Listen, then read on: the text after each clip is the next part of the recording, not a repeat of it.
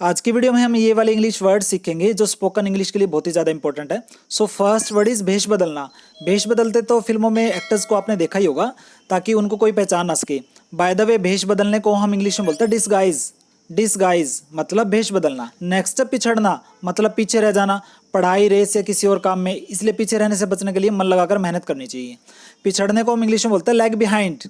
Lag behind मतलब पिछड़ना।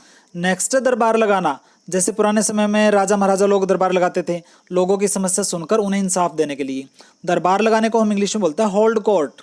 Hold court मतलब दरबार लगाना। नेक्स्ट वर्ड है कील ठोकना। कील तो आपने हथौड़े से अक्सर दीवार या किसी लकड़ी के फट्टे में ठोकी होगी और कई बार कील की बजाय हथौड़ा हमारे अंगूठे पर लग जाता है और अंगूठा सूज जाता है। कील ठोकने को हम इंग्लिश में बोलते हैं hammer the nail. Hammer the nail मतलब कील ठोकना। नेक्स्ट पूरी तलना। घर में पूरी तलना तो आम बात है जो कि अक्सर छोले की सब्जी और खीर के साथ अच्छी लगती है। पूरी तलने को हम इंग्लिश में बोलते हैं fry the puris. Fry the puris मतलब पूरी तलना। नेक्स्ट पतंग की चरखी। ये कुछ इस तरह की होती है और इस पर पतंग की रील चढ़ाई जाती है पतंग उड़ाते समय। इसको मांझा भी बोलते हैं। पतंग की चरखी को हम इंग्लिश में बोलते हैं काइट विंच। काइट विंच मतलब पतंग की चरखी। नेक्स्ट अश्लील मतलब गंदा। जैसे जब हमें कोई अश्लील बात कह दे या अश्लील गाली दे दे तो हम उसे चपेट मारने को हो जाते हैं। अश्लील को हम इंग्लिश में बोलते हैं इनडिसेंट। इनडिसेंट मतलब अश्लील। नेक्स्ट पहली नज़र। जैसे पहली नज़र में किसी को प्यार हो जाता है किसी से। पहली नज़र का प्यार सही भी हो सकता है या धोखा भी हो सकता है। पहली नज़र को हम इंग्लिश में बोलते हैं फर्स्ट साइट। फर्स्ट साइट मतलब पहली नज़र। नेक्स्ट कंजर।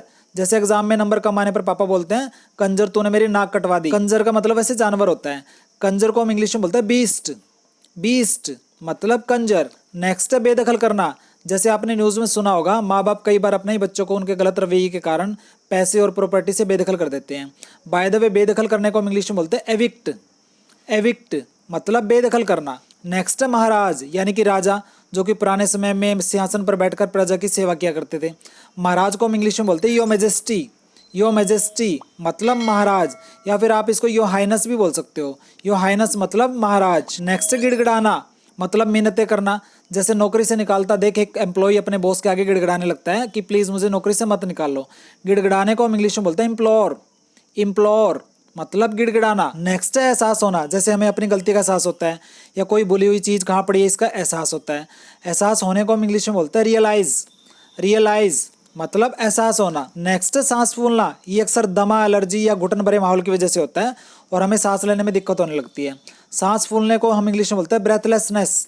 ब्रेथलेसनेस मतलब सांस फूलना। आप लोग चैनल को सब्सक्राइब नहीं करते, प्लीज़ अगर आपको मेरी वीडियो अच्छी लग रही हो तो मेरे चैनल को सब्सक्राइब कर दीजिए और वीडियो को लाइक एंड शेयर कर दीजिए अपनी फेसबुक आईडी पर और व्हाट्सअप स्टेटस पर, क्योंकि आपके लाइक एंड सब्सक्राइब से मुझे हिम्मत मिलती है ऐसी वीडियो बनाने की। नेक्स्ट गप्पे मारना यानी इधर उधर की बातें करके टाइम पास करना कि मोहल्ले में ये चल रहा है, मोहल्ले में वो चल रहा है। गप्पे मारने से टाइम पास बड़ा अच्छा हो जाता है। गप्पे मारने को हम इंग्लिश में बोलते हैं गॉसिप। गॉसिप मतलब गप्पे मारना। नेक्स्ट कड़कती ठंड यानी ज़बरदस्त सर्दी जिसमें हमारे हाथ पांव और पूरा शरीर कांपने लगता है। कड़कती ठंड को हम इंग्लिश में बोलते हैं बाइटिंग कोल्ड। बाइटिंग कोल्ड मतलब कड़कती ठंड। नेक्स्ट चप्पल की बादी। ये चप्पल में डाली जाती है, इसको हम डस्ट भी बोलते हैं लोकल लैंग्वेज में। इन्हीं में हम अपना पैर डालकर चप्पल को पहनते हैं। बाय द वे चप्पल की बादी को हम इंग्लिश में बोलते हैं स्ट्रैप। स्ट्रैप मतलब चप्पल की बादी। नेक्स्ट है झुलसाने वाली गर्मी मतलब जला देने वाली गर्मी, जो कि अक्सर जून जुलाई के महीने में पड़ती है और उस टाइम घर से बाहर निकलना आफत हो जाती है। झुलसाने वाली गर्मी को हम इंग्लिश में बोलते हैं स्कॉर्चिंग हीट। स्कॉर्चिंग हीट मतलब झुलसाने वाली गर्मी। नेक्स्ट वर्ड है तिल मिलाना मतलब कोई बात सुनकर गुस्से में आग बुबूला हो जाना। जैसे अगर हम अपने दोस्त को उसकी कमियां गिना दें तो वो गुस्से में तिल मिलाने लगता है। तिल मिलाने को हम इंग्लिश में बोलते हैं गेट इन्फ्यूरिएट। गेट इन्फ्यूरिएट मतलब तिल मिलाना। नेक्स्ट है मजबूर। जैसे जब हमें पैसों की तंगी हो तो हम लोगों के सामने हाथ फैलाने के लिए मजबूर हो जाते हैं। मजबूर को हम इंग्लिश में बोलते हैं हेल्पलेस। हेल्पलेस मतलब मजबूर। नेक्स्ट है नस। डॉक्टर या नर्स को इंजेक्शन लगाते तो आपने देखा ही होगा हॉस्पिटल में जो हमारे नस में इंजेक्शन लगाते हैं। बाय द वे नस को हम इंग्लिश में बोलते हैं वेन। वेन मतलब नस। नेक्स्ट है अच्छी टिप्पणी मतलब किसी की तारीफ में कुछ बोलना। जैसे पार्लर वाली आपको पटाने के लिए अच्छी टिप्पणी करती है कि आज तो बहुत सुंदर लग रहे हो। अच्छी टिप्पणी को हम इंग्लिश में बोलते हैं कॉम्प्लीमेंट। कॉम्प्लीमेंट मतलब अच्छी टिप्पणी। नेक्स्ट पीछे से टक्कर मारना। कई बार होता है ना ऐसा, हमारी गाड़ी को कोई पीछे से ठोक देता है। ऐसा तब होता है जब हम अचानक ब्रेक लगा दें और पीछे से कोई गाड़ी आ रही हो तो अपने आप टक्कर हो जाती है। पीछे से टक्कर मारने को हम इंग्लिश में बोलते हैं hit from behind. Hit from behind मतलब पीछे से टक्कर मारना। नेक्स्ट वर्ड है झुग्गी बस्ती यानी झोपड़पट्टी।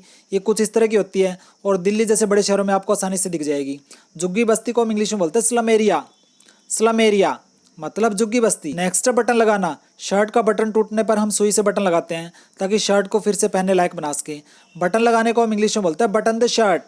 बटन द शर्ट मतलब बटन लगाना। नेक्स्ट वर्ड है आमने सामने की टक्कर। ये टक्कर बड़ी खतरनाक होती है और इसमें जान जाने के फुल चांसेस होते हैं क्योंकि दोनों गाड़ियों की स्पीड प्लस हो जाती है आमने सामने की टक्कर से। आमने सामने की टक्कर को हम इंग्लिश में बोलते हैं head on collision. Head on collision मतलब आमने सामने की टक्कर। नेक्स्ट है फांसी लगाना। जिंदगी में किसी समस्या से परेशान होकर हम अक्सर कई बार डिप्रेशन में आ जाते हैं और फांसी लगाने का गलत फैसला ले लेते हैं जो कि नहीं करना चाहिए। फांसी लगाने को हम इंग्लिश में बोलते हैं hang on self. Hang on self मतलब फांसी लगाना। And the last word is प्यार में पड़ना, यानी अचानक प्यार हो जाना। जैसे किसी लड़के को किसी लड़की से प्यार हो जाता है अचानक, मतलब वो उसके प्यार में पड़ जाता है। प्यार में पड़ने को हम इंग्लिश में बोलते हैं fall in love. Fall in love मतलब प्यार में पड़ना। इन दोनों के आंसर्स राइट कर दीजिए कमेंट बॉक्स में। और अगर आपको मेरी वीडियो अच्छी लगी तो प्लीज़ जाने से पहले मेरे चैनल को सब्सक्राइब कर दीजिए और लाइक एंड शेयर कर दीजिए मेरी वीडियो को अपनी फेसबुक आईडी पर और अपने व्हाट्सएप स्टेटस पर। मैं मिलूंगा आपको ऐसे इंटरेस्टिंग नेक्स्ट वीडियो में, तब तक के लिए बाय, टेक केयर।